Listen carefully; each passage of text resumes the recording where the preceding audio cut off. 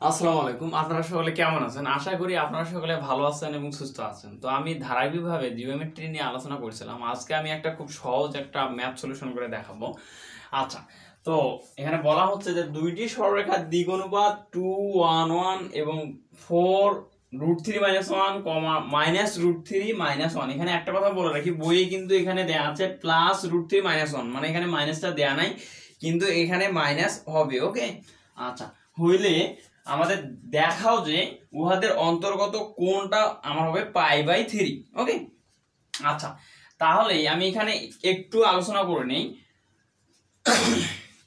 যে আমাদের অন্তর্গত কোণ π/3 হবে। তাহলে অন্তর্গত কোণ নির্ণয়ের সূত্রটা কি? যদি আমাদের দিক অনুপাত দেয়া থাকে তাহলে আমাদের অন্তর্গত কোণ নির্ণয়ের সূত্রটা আমরা কি জানি? তাহলে দিক অনুপাত যদি দেয়া থাকে তাহলে আমরা জানি যে cos θ সমান হচ্ছে আমার a1 a2 প্লাস হচ্ছে b1 b2 প্লাস হচ্ছে c1 c2 ভাগ √a1 এর উপর স্কয়ার প্লাস b1 এর উপর স্কয়ার প্লাস c1 এর উপর স্কয়ার ইনটু √a2 এর উপর স্কয়ার প্লাস b2 এর উপর স্কয়ার প্লাস c2 এর উপর স্কয়ার। এটা হচ্ছে আমার সূত্র এবং এটা আমরা আগে থেকে জানি, এবং এই সূত্রটার সাহায্যে আমরা কি করব? এখানে মানগুলো বের করব। এখানে a1 b1 c1 হচ্ছে আমার একটা দিক অনুপাত এবং a2 b2 c2 হচ্ছে আমার আরেকটা সরলরেখার দিক অনুপাত। তাহলে আমরা এখানে ধরে নিব যেহেতু দুইটা সরলরেখার দিক অনুপাত দেয়া আছে, তাহলে আমরা একটা a1 b1 c1 আরেকটা ধরে নেব a2 b2 c2। আচ্ছা, তাহলে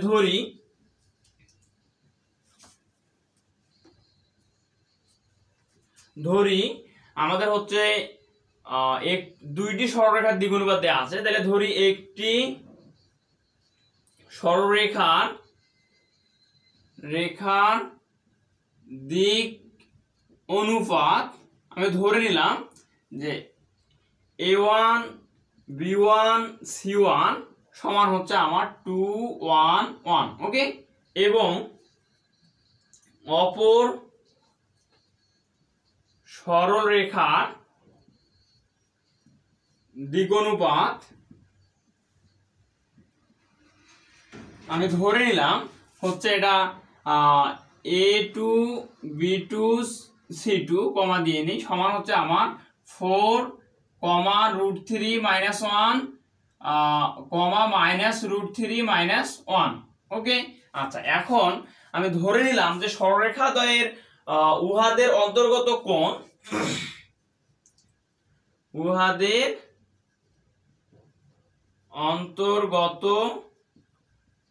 আমি ধরে নিলাম হচ্ছে থিটা। ওকে, তাহলে আমরা জানি উই নো দ্যাট কি জানি আমরা cos θ সমান a1 a2 plus b1 b2 plus c1 c2 ভাগ √a1 এর উপর স্কয়ার প্লাস b1 এর উপর স্কয়ার প্লাস c1 এর উপর স্কয়ার ইনটু আমরা জানি হচ্ছে a2 এর উপর স্কয়ার প্লাস b2 এর উপর স্কয়ার প্লাস c2 এর উপর স্কয়ার। এটা আমরা জানি। ওকে, আচ্ছা, তাহলে এখানে আমরা জাস্ট মানগুলি বসাই দেব। a1 এর মান কত? এই যে এখানে a1 b1 c1, তাহলে a1 এর মানে প্রথমটা, b1 মানে দ্বিতীয়টা, c1 মানে তৃতীয়টা। ওকে, আচ্ছা, তাহলে a1 এর মানটা হচ্ছে আমার 2, ঠিক একই ভাবে a2 এর মানটা হচ্ছে আমার এর সাথে গুণ হবে 4। আচ্ছা, তারপরে কি আছে? প্লাস দেয়া আছে, তাহলে আমি এখানে প্লাস দিয়ে নেব। b1 এর মান হচ্ছে 1, এর সাথে গুণ হবে b2 মানে হচ্ছে √3 - 1। ওকে, আচ্ছা, তারপরে কি আছে? প্লাস দেয়া আছে, তাহলে এখানে প্লাস দিয়ে নেব। c1 মানে কি? এই যে c1 এর মানে এখানে 1, তাহলে 1 এর সাথে গুণ হবে আমার c2 এর মান কত?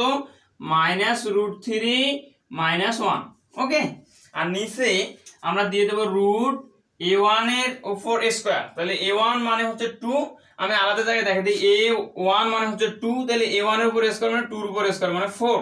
তাহলে এখানে আমি একবার সরাসরি 4 বসাই দিলাম, প্লাস এরপর প্লাস আছে প্লাস b1 এর উপর স্কয়ার মানে 1 এর উপর স্কয়ার দিলে 1 এ হয়, প্লাস c1 এর উপর স্কয়ার 1 এর উপর স্কয়ার দিলে 1 এ হয়। ওকে, আচ্ছা, এর সাথে আবার গুণ করে দিব হচ্ছে আমার a2 এর উপর স্কয়ার, তাহলে a2 এর উপর স্কয়ার মানে 4 এর উপর স্কয়ার, তার মানে 4 4 এ 16। আচ্ছা, ঠিক একই ভাবে আমার আছে এখানে b2 এর উপর স্কয়ার, তাহলে b2 এর উপর, আচ্ছা, b2 সমান আমি কি লিখতে পারি? এখানে b2 মানে হচ্ছে √3 - 1 এর উপর স্কয়ার মানে এদিকেও স্কয়ার দিতে হবে। যখন আমি স্কয়ারটা দিয়ে দেব তখন আমার এখানে কাজ করব হচ্ছে a - b হোল স্কয়ারের সূত্র। তাহলে a - b হোল স্কয়ার মানে আমি লিখতে পারি a square minus twice ab plus হচ্ছে b স্কয়ার। ওকে, তাহলে এখান থেকে আমি পাচ্ছি 3 - 2 √3 প্লাস হচ্ছে 1। আচ্ছা, তাহলে এখানে 3 আর 1 যোগ করে দিলে হয় 4 - 2 √3। তাহলে b2 এর উপর স্কয়ার মানে 4 - 2 √3। তাহলে এখানে আমি কি করব, প্লাস ওর জায়গায় থাক এই 4 - 2 √3 বসাই দেব। 4 - 2 √3 কিন্তু আমি এখানে বসাই দিতে পারি। আচ্ছা, ঠিক একই ভাবে আমার সি মানটা বের করে নিতে হবে। তাহলে সি সমান আমি কি লিখতে পারি, এখানে c2 সমান, এই c2 সমান আমি লিখতে পারি -√3 - 1। তাহলে এখানে যদি স্কয়ার করে দেই এখানে আমার স্কয়ার চলে আসবে। ওকে, তাহলে এখানে a - b হোল স্কয়ার, তাহলে a square minus twice a বলতে আমার হচ্ছে -√3, b বলতে 1। তাহলে a square minus twice ab plus হচ্ছে আমার b স্কয়ার বলতে 1 এর উপর স্কয়ার। তাহলে এই মাইনাসটা কি করবে আমার মাইনাস, তার মানে এই মাইনাস আছে, এটা আমি একটু বুঝাই দেই। -√3 এর উপর স্কয়ার মানে কি -√3 ডট মানে গুণন হচ্ছে -√3, তখন কি হবে দেখো মাইনাস মাইনাসে প্লাস, মাইনাস মাইনাসে প্লাস √3 এর উপর স্কয়ার, তার মানে স্কয়ার রুটে কাটা গিয়ে কিন্তু আমার মানটা আসছে 3। তাহলে এখানে -√3 এর উপর স্কয়ার মানে হচ্ছে আমার 3। তাহলে এই 3 - 2 আর এখানে এই যে মাইনাসে মাইনাসে আমি যখন গুণ করে দিব তখন কি হবে প্লাস 2√3 1 গুণ করলে হয় আমার 2√3 আর এখানে প্লাস 1 চলে আসবে। তার মানে আমি মানটা পাচ্ছি 4, মানে 3 আর 1 এ যোগ করলে হয় 4 প্লাস হচ্ছে 2√3। ওকে, তাহলে c2 এর উপর স্কয়ার মানে আমি পাচ্ছি 4 + 2√3। তাহলে এখানে প্লাস ওর জায়গায় থাক, আমি লিখব 4 + 2√3, এটা কি না? আচ্ছা, এখন আমি এগুলি আমার আর লাগতেছে না, এগুলো আমি মুছে নিচ্ছি এবং এখানে আমি এই লাইনটাকে রেখে বাকি মানগুলো মুছে নিচ্ছি। আর আপনারা যদি প্রথম থেকে নোট করে নিয়ে থাকেন তাহলে ভালো, আর না হলে একটা স্ক্রিনশট নিয়ে নাও আর কি। আচ্ছা, তাহলে আমি উপরের মানগুলো মুছে নিচ্ছি, নিয়ে শেষের মান থেকে একটু প্রমাণ করার চেষ্টা করব। আর আমার এখান থেকে কাজটা হচ্ছে আমার থিটার মানটা বের করতে হবে এবং এখানে যেহেতু অন্তর্গত কোণ, তাহলে অন্তর্গত কোণ আমরা ধরে নিয়েছিলাম থিটা। তাহলে থিটা সমান আমাকে বের করতে হবে π/3, তাহলে আমাদের মানটা কি হয়ে যাবে, প্রমাণিত হয়ে যাবে। আচ্ছা, তাহলে এখান থেকে আমি আরেকটু ক্যালকুলেশন করি, এখানে পাচ্ছি হচ্ছে cos থিটা সমান, আচ্ছা তাহলে cos থিটা সমান আমি কি পাচ্ছি, এখানে একটু কাজ করি, 4 দুগুণে অর্থাৎ 2 × 4, তাহলে গুণ করে দিলে হয় 8। আচ্ছা, এখানে প্লাসে প্লাসে 1 এর সাথে গুণ করলে এই মানটাই হয়, আর প্লাসটাও এর সাথে গুণ করে দিতে হবে। তাহলে প্লাসে প্লাসে প্লাস √3 আর প্লাসে মাইনাসে মাইনাস আমার চলে আসবে 1। ওকে, ঠিক একইভাবে এখানে প্লাসে মাইনাসে মাইনাস √3 আর প্লাসে মাইনাসে মাইনাস 1 চলে আসবে। উপরের মানটা আমার কাজ শেষ, নিচের মানটা একটু লক্ষ্য করো, 4 + 1 + 1, তাহলে 4 আর 5 আর 6, তার উপর রুট দেওয়া আছে, তাহলে √6 আমি বসাই দেবো। আর এখানে আমরা যদি একটু লক্ষ্য করি তাহলে আমরা দেখতে পাচ্ছি -2√3 + 2√3 কাটা দেওয়া যায়, আর এখানে হচ্ছে 16 আছে রে 20 আছে রে 24, তাহলে এর উপর রুট আছে, তাহলে √24 আমি বসাই দিতে পারি। ওকে, আচ্ছা এখন এখানে আমার -√3 + √3 আর হচ্ছে, আচ্ছা আর এখানে হচ্ছে -1 যোগ করলে হয় -2, তাহলে 8 থেকে +8 থেকে -2 বাদ দিলে হয় আমার 6, আর নিচে হচ্ছে √6 × √4 গুণন 6 কিন্তু আমি লিখতে পারি, কারণ কি 4 6 24 এর উপর রুট আছে, তার মানে আমি লিখতে পারি √4 × 6, তার মানে √4 × 6 যে কথা আমার √24 কিন্তু একই কথা। আচ্ছা, তাহলে আমি নিচের মানটা একটু মুছে নেই, এগুলি আমার আর লাগতেছে না, আর আপনারা প্রথম থেকে অবশ্যই নোট করবেন। আচ্ছা, তাহলে এখানে আমি কি লিখতে পারি, 6টাকে ভাঙিয়ে আমি √6 × √6 লিখতে পারি। কেন লিখতে পারি, এটা যদি গুণ করে দেই, আমরা জানি কি একটা সূত্র জানি কিন্তু যে গুণের বেলায় পাওয়ারগুলো যোগ হয়, তাহলে a⁴ × a⁴n সমান আমি কি লিখতে পারি, a⁴m + n, এই সূত্র কিন্তু এখানে অ্যাপ্লাই হয়েছে। a মানে হচ্ছে আমার √6, তাহলে এখানে √6 আছে, এখানে √6 আছে, তাহলে আমার কি দুইটা ভিত্তি একই, তাহলে আমি নিতে পারি একটা ভিত্তি, আর কি হয় পাওয়ারগুলো যোগ হয়, তাহলে এর পাওয়ার কিছু নেই মানে 1 আছে, এর পাওয়ার কিছু নেই মানে 1 আছে। ওকে, তাহলে m + n হয়েছে এখানে, মানে এর পাওয়ার m ছিল এজন্য m হয়েছে, আর প্লাস হয়েছে এর পাওয়ার n ছিল n হয়েছে, তাহলে আমার কি হবে 1 + 1, তাহলে আমি কি পাচ্ছি √6 এর উপরে স্কয়ার, তাহলে স্কয়ার রুটে কাটা গিয়ে কিন্তু আমার 6 এ হয়, তাহলে আমি 6 কে ভাঙিয়ে √6 × √6 লিখতে পারি। তাহলে এখানে যদি আমি এখানে লাইনটা না বাড়ি এখানে লিখি √6 ইন্টু √6। যখন আমি ভাঙিয়ে √6 ইন্টু √6 লিখবো তখন এই √6 উপরের আর নিচের √6টা কাটা যাচ্ছে, তাহলে এখানে আমার থাকতেছে √6 আর নিচে থাকতেছে √4 ইন্টু আমার হচ্ছে 6। আচ্ছা, এখন আমি নিচে আর একটু কাজ করব, সেটা হচ্ছে যে √4 ইন্টু 6 এটাকে আমি ভাঙিয়ে লিখতে পারি √4 আর √6। ওকে, তাহলে আমি যখন এটা ভাঙিয়ে লিখবো তখন হচ্ছে √4 আর এখানে আমি লিখতে পারি √6। আচ্ছা, এখন √4টাকে আমি আরেকটু ক্যালকুলেশন করলে এর উপর 2 উপর স্কয়ার লিখতে পারি, তার মানে 2 2 4 হয়, তাহলে স্কয়ার রুটে কাটা গিয়ে আমার শুধু মানটা চলে আসবে 2।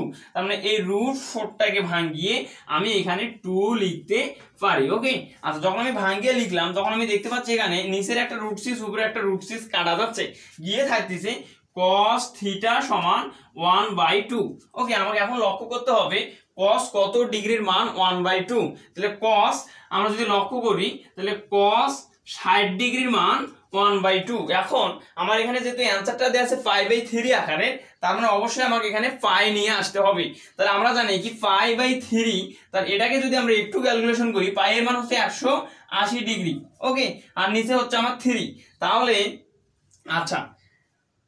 আচ্ছা নিচে আমি দেবো কি 60 ডিগ্রি, যেহেতু আমার এখানে 60 ডিগ্রির মান।